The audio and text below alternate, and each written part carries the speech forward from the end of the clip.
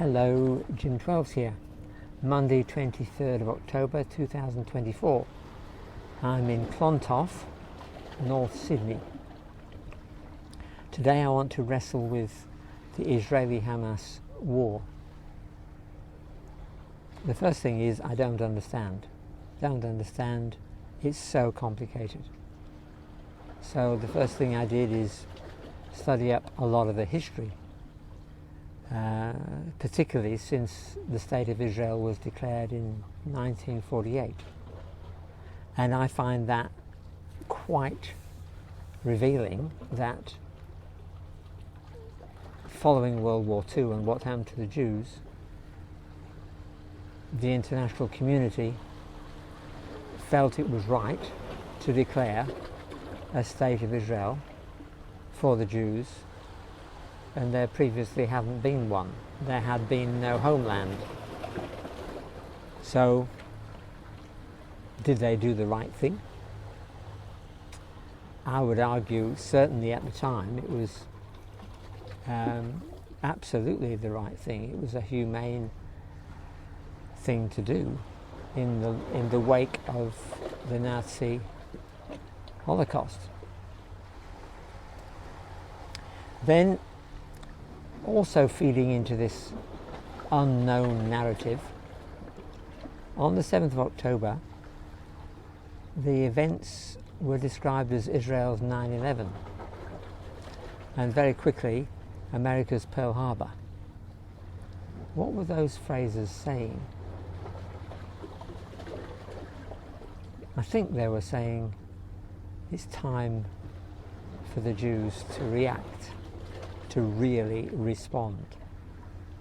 Maybe it was a way of justifying America's response after 9/11. My next point.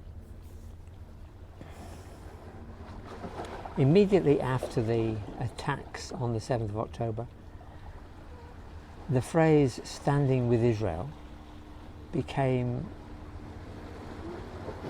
my call. I saw monuments across the world in cities with the Israeli flag projected onto them in solidarity with the Jews, with Israel.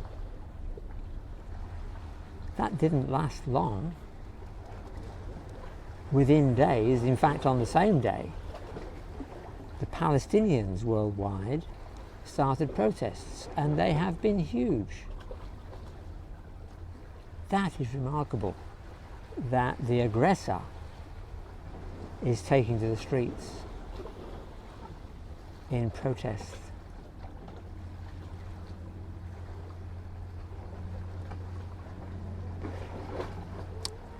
Anyway, on that phrase, "standing with Israel," I took that to mean, and I agreed with, the Israelis intending, planning to extinguish the Jews.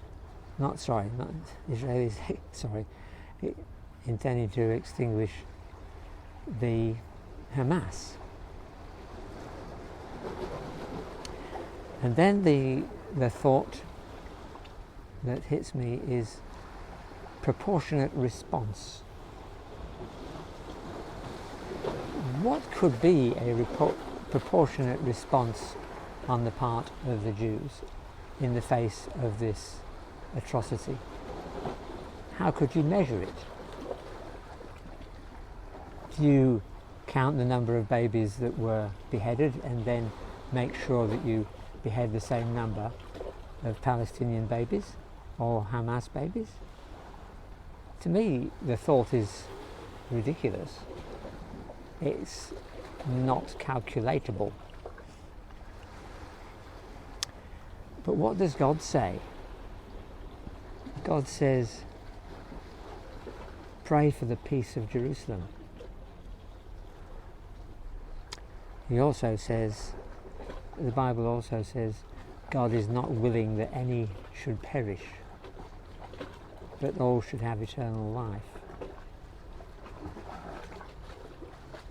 So what is my response now? My response is for peace. In fact, let me tell you a little bit of my story in 1971 when I was in Israel on the kibbutz, and I travelled through the Palestinian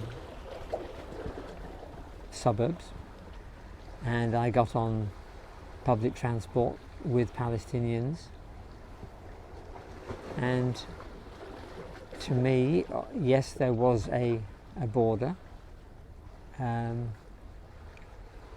yes, there were restrictions, I guess, on the Palestinians in Israel, but it seemed to me that the Israelis and the Palestinians had the potential of living together in a multicultural community. Why is that not possible now? I don't see any argument for making the state of Israel a pure state of ethnic Jews. To me, that would be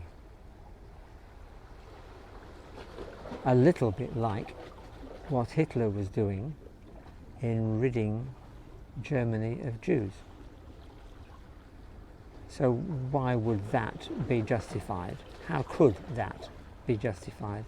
Surely it's not a two-state solution, but I would argue a cosmopolitan, a multicultural solution, and a mutual respect for our neighbours. I think that's the way that my prayers are going. I'm praying for the peace of Jerusalem. I'm praying for a miracle. And that doesn't solve anything in an idea like that, but it's where I'm at today. Thank you for listening, and please add your responses. What do you think proportional response would be? What do you think the Israelis should do? What do you think the Palestinians should do? How can the anger of Hamas be turned away? And how can they become content to let the Jews live? Thank you. Bye for now. This is Clontarf, and I think this is Duke of Edinburgh Reserve.